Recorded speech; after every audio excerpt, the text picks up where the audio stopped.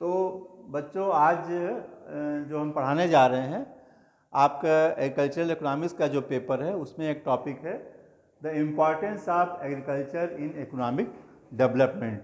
Okay, तो मैं doctor JP Srivastava आज आपको the importance of agriculture in economic development, या आप दूसरे रूप में इसको ये भी कह सकते हो the importance of agriculture in Indian economy, हमारी भारतीय अर्थव्यवस्था में कृषि का क्या महत्व है, इस विषय पर आज हम लोग चर्चा करने जा रहे हैं। तो आप इस टॉपिक को हमने डिस्कस करने के लिए अलग अलग उसको हमने हेडिंग वाइज डिस्ट्रीब्यूट किया हुआ है।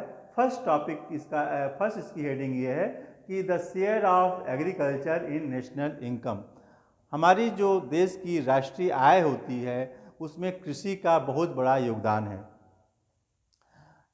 जैसे आप डेटा देख रहे हो ब्लैक बोर्ड पे, यहाँ लिखा हुआ है कि 1951 में जो कृषि की कंट्रीब्यूशन थी राष्ट्रीय आय में, या ग्रास नेशनल प्रोडक्ट जिसको बोलते हैं हम लोग, GNP बोलते हैं हम लोग, तो 1951 में आप देख रहे हो कि एग्रीकल्चर का जो कंट्रीब्यूशन कितना था, लगभग 60% के आसपास था, 59.20%।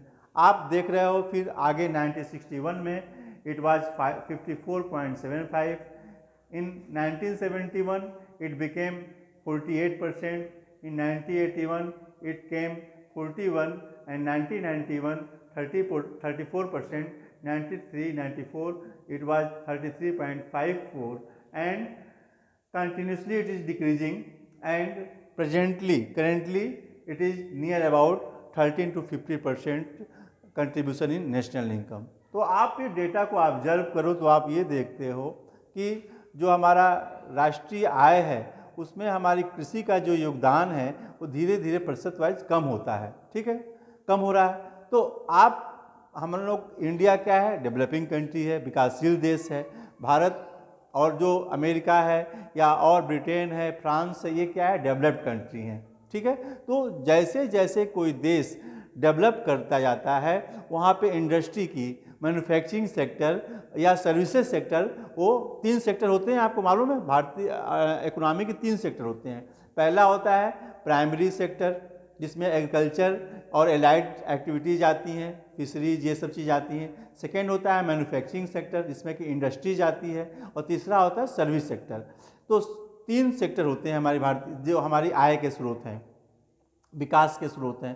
तो जो प्राइमरी सेक्टर है हमारा, जिसमें एग्रीकल्चर आता है, तो जैसे जैसे कोई देश डेवलप होता जाता है तो जो एग्रीकल्चर का कंट्रीब्यूशन होता है वो क्या होता है, घटने लगता है। और एग्रीकल्चर का कंट्रीब्यूशन घटने लगता है, और जो सेकेंड सेक्टर है मैन्युफैक्चरिंग और सर्विसिंग सेक्टर का, उसका रोल हमारे भारतीय अर्थव्यवस्था में बढ़ने लगता है। तो डेवलप्ड कंट्री में आप देखोगे कि एग्रीकल्चर का जो ये परसेंटेज है 2 या 3% है। हमारे देश में आज भी ये 15 से 20% के बीच में वैरी कर रहा है। समझ में बात आ रही है? 15 से 20% राष्ट्रीय आय में हमारी जो कृषि की कंट्रीब्यूशन है लगभग 15 से 20% के बीच में ये कर रहा है। मतलब आज भी हम लोग कृषि का काफ़ी अच्छा महत्व है, आज भी हमारे राष्ट्रीय आय में कृषि का बहुत बड़ा योगदान है।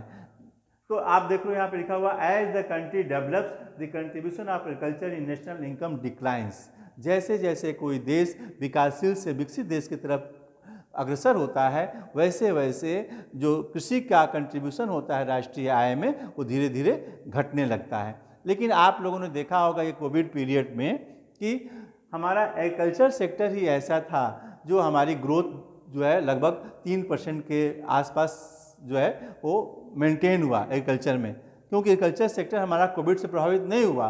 बाकी और सेक्टर जो मैन्युफैक्चरिंग सेक्टर है, सर्विस सेक्टर है, पूरा राष्ट्रीय आय है, वो आप निगेटिव में चला गया था, -7% चला गया था।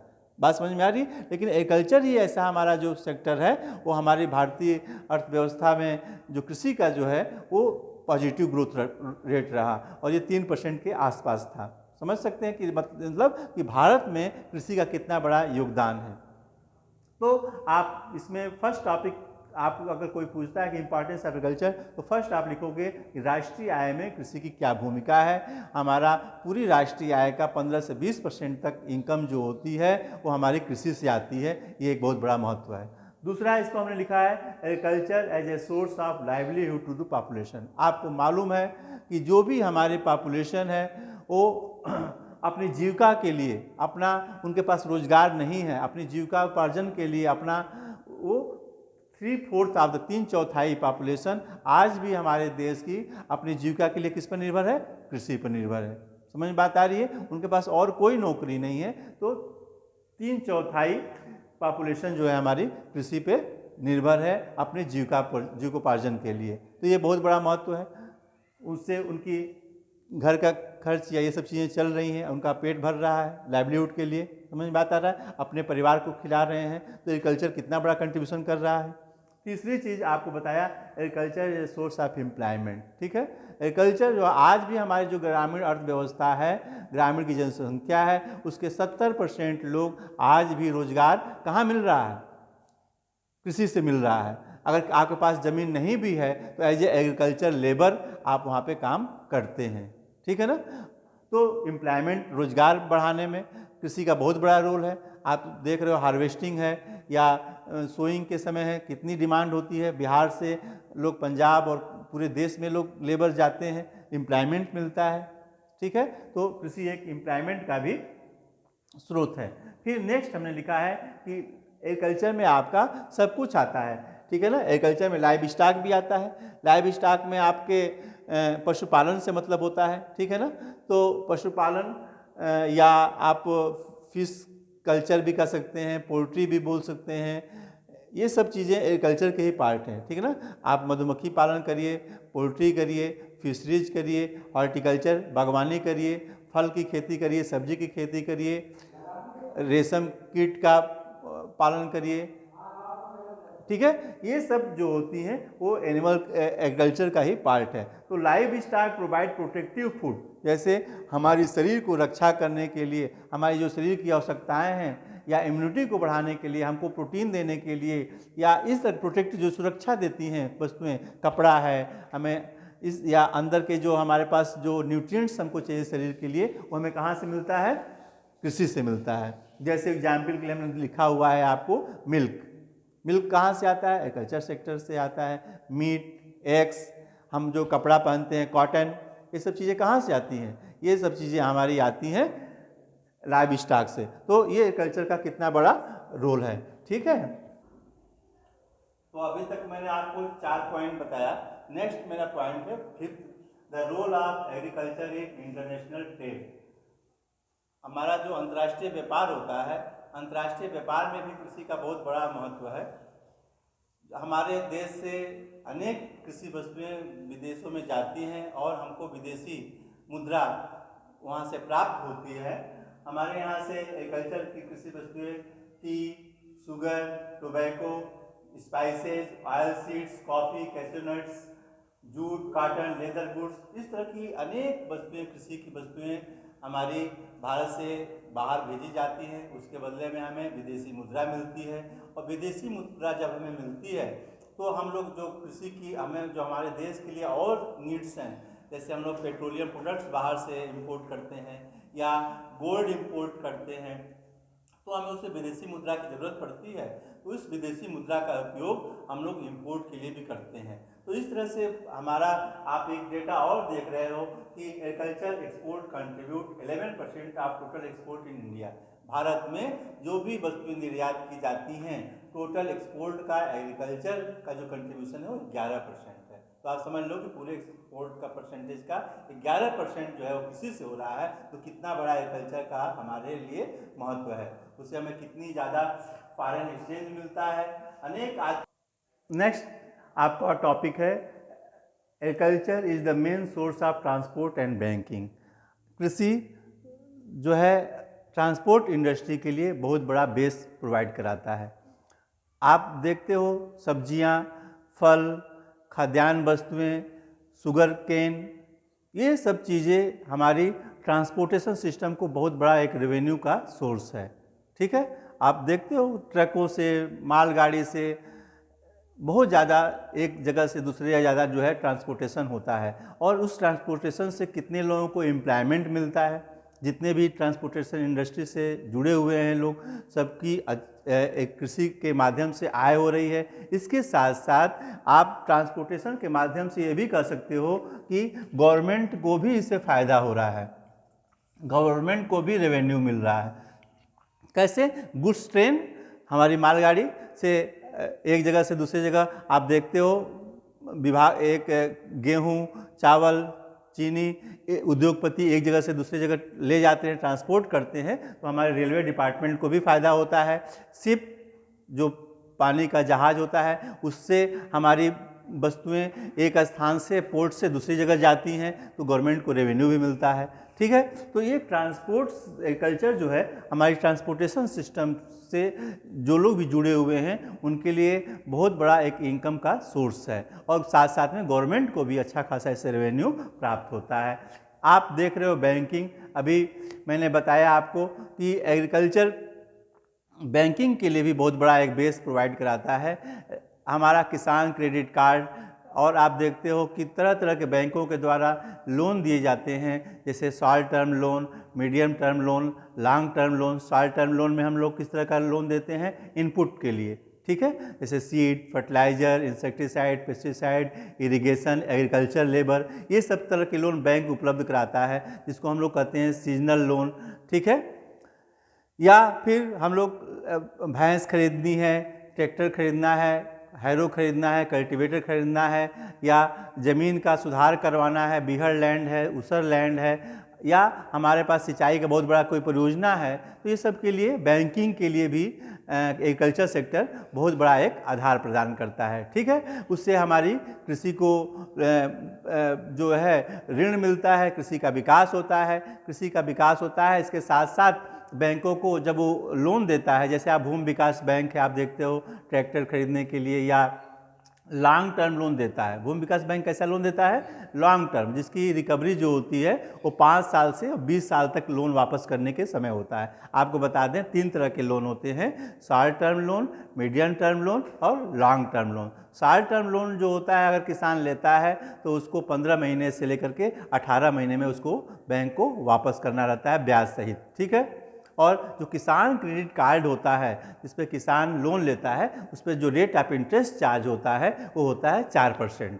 ठीक है, तो आप देखते हो अपने किसान क्रेडिट कार्ड बनता है, किसान का ज़मीन जितना उसके पास लैंड होगा उसके आधार पर उसकी लिमिट बनती है। अगर उसकी रिकवरी अच्छी है, पैसा समय से वापस कर रहा है, तो 2-3 साल में उसकी लिमिट भी बढ़ जाती है। ठीक है, और किसान को कितना हेल्प मिल जाता है, बैंक से उस लोन ले मिल जाता है, वो अपनी सभी चीज़ों को पूरा कर लेता है, जितने भी उसको क्रॉप प्रोडक्शन के लिए आवश्यकताएं हैं वो उसको पूरा कर लेता है, और फिर अच्छी प्राइस में उसको सेल भी कर लेता है, क्योंकि उसको ये प्रॉब्लम नहीं होती कि हमको सेल कर करके और अगली फसल के लिए पैसा इसी क्रॉप से लेना है। बैंक से लोन लिया हुआ तो वो स्टोर कर लेता है, जब अच्छी प्राइस मिलती है उसके अपने प्रोडक्ट की, तब वो सेल करता है, और बैंकिंग के लिए ब्याज मिलता है। ठीक है, ब्याज से बैंकिंग सेक्टर को भी फायदा होता है। ठीक है, तो इस तरह से फिर नेक्स्ट आप कहोगे agriculture is the best source of capital formation.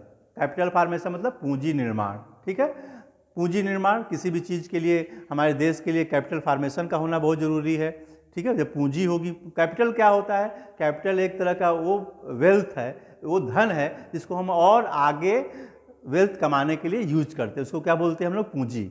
वो धन जो और धन कमाने के लिए यूज हो उसको हम लोग क्या बोलेंगे? पूंजी। ठीक है, डिफिनीशन है इकोनॉमिक्स में। तो कैपिटल में क्या क्या आता है? आपके पास कैश है, ये भी एक कैपिटल है, और आपके पास ये बिल्डिंग है, तो बिल्डिंग भी क्या है? एक पूंजी है। खेत है आपके पास, तो क्या है? पूंजी है। आपके पास अपना मशीनरी है, आपके पास ट्रैक्टर है, तो ये भी क्या है? एक कैपिटल है। तो आपने गोदाम बनवा लिया, बिल्डिंग बन गई, ये भी क्या है? पूंजी है आपका। ठीक है, फिक्स्ड एसेट्स होते हैं। समझ में आ रहा है? कैपिटल में फिक्स एसेट्स भी हैं और वर्किंग कैपिटल भी होता है। ठीक है, वर्क, जैसे आपके पास 10 बोरी यूरिया रखी हुई है, तो ये क्या है? ये भी एक पूंजी है आपकी। समझ में आ रहा है? कैपिटल 2 तरह के होते हैं, एक होता है फिक्स्ड कैपिटल और दूसरा होता है वर्किंग कैपिटल। तो फिक्स्ड एसेट्स आपकी फार्म बिल्डिंग, ट्रैक्टर, लैंड, ये क्या हो गया? फिक्स एसेट्स या फिक्स्ड कैपिटल। वर्किंग कैपिटल क्या होता है आपका? सीड, फर्टिलाइजर, ये सब क्या है आपका? Working capital. ठीक है, जो तुरंत यूज हो जाता है। और फिक्स्ड कैपिटल जो होता है वो कई सालों तक चलता है। जैसे ट्रैक्टर है आपका, 15 से 20 साल उसकी लाइफ है, कोई बिल्डिंग है 40-50 साल उसकी लाइफ है। तो ये कैपिटल का क्लासिफिकेशन होता है। फिर एग्रीकल्चर आप देख रहे हो, इसमें एग्जाम्पल दिए हुए हैं। फार्म बिल्डिंग कैपिटल है, इक्विपमेंट्स क्या है, कैपिटल है। स्टोरेज गोडाउन आप बना रहे हो, क्या है आपका, कैपिटल है, ठीक है ना। इसी तरह से आपको हमने बताया ये फिक्स्ड कैपिटल और वर्किंग कैपिटल दो होता है, working capital. Okay, next, agriculture is the important component of Indian planning.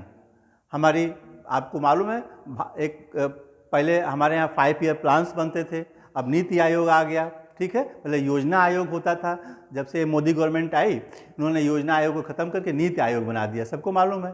उसके पहले क्या होता था, हमारी 5-5 साल की पंचवर्षीय योजनाएं बनती थी, 5 ईयर्स प्लान बनते थे।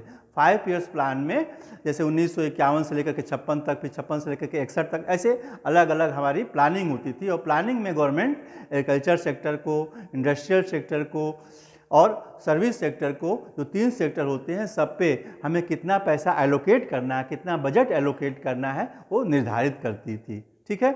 अब अभी भी हो रहा है, अभी भी आप देख रहे हो गवर्नमेंट जो है अपनी कोई भी जो प्लानिंग करती है देश के विकास के लिए, उसमें एग्रीकल्चर का बहुत बड़ा एक इम्पॉर्टेंट कंपोनेंट होता है, ठीक है। एग्रीकल्चर के लिए, विकास के लिए आप देख रहे हो गवर्नमेंट की तमाम योजनाएं चल रही हैं, सिंचाई की परियोजनाएं चल रही है, माइनर इरिगेशन का प्रोजेक्ट चल रहे हैं। तो ये सब क्या है, प्लानिंग का ही तो हिस्सा है। आप नई नई टेक्नोलॉजी आ रही है जो हमारी एग्रीकल्चर के लिए काम, उसको ग्रोथ को अच्छा कर रही है। तमाम किसान सम्मान निधि योजना चल रही है, ये क्या है, हम एक तरह से उसको एग्रीकल्चर को मजबूत करने के लिए काम कर रहे हैं। तो हमारी जो भारतीय नियोजन है उसमें कृषि का एक बहुत बड़ा रोल है, ठीक है। अब आपको जो नेक्स्ट टॉपिक है उसमें एक छोटा सा टॉपिक रह गया है जिसको मैं अब डिस्कस कर, एक आपके सिलेबस में और छोटा सा टॉपिक है, इसको मैं इसी में कवर कर रहा हूँ, interdependence of agriculture and industry. कैसे कृषि और उद्योग एक दूसरे पे कैसे निर्भर हैं, इसी चीज़ को आपके सिलेबस में लास्ट यूनिट फर्स्ट का लास्ट टॉपिक है। तो agriculture supplies raw materials to agro based industries. आपको मालूम है जो भी कृषि पे आधारित उद्योग हैं, जैसे चीनी उद्योग है या ऑयल उद्योग है, हमारी जो सरसों तेल या इस तरह के जो तरह तरह के तेल होते हैं, कॉटन उद्योग है, जूट उद्योग है, टेक्सटाइल इंडस्ट्री है, वनस्पति है, ये सब इन लोगों के लिए जो रॉ मटेरियल चाहिए वो कहाँ से आता है, एग्रीकल्चर सेक्टर से। जैसे चीनी बनानी है तो रॉ मटेरियल गन्ना, शुगर केन एग्रीकल्चर प्रोवाइड करता है। इसी तरह से ऑयल का इंडस्ट्रीज है, ठीक है।